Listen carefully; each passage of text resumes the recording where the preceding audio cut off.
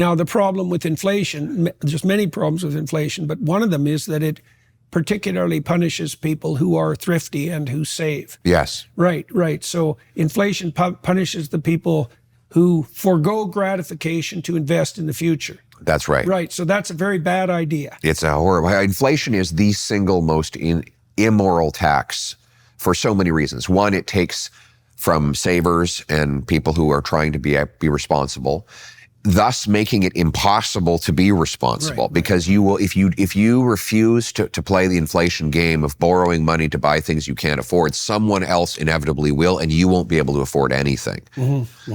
So you ultimately have to act responsibly. It's like Milton Friedman was asked, what would you do with your money in times of inflation? He said, spend it. Right. Like the first thing you want to do when inflation is out of control is to make sure you get rid of this thing that's losing its value.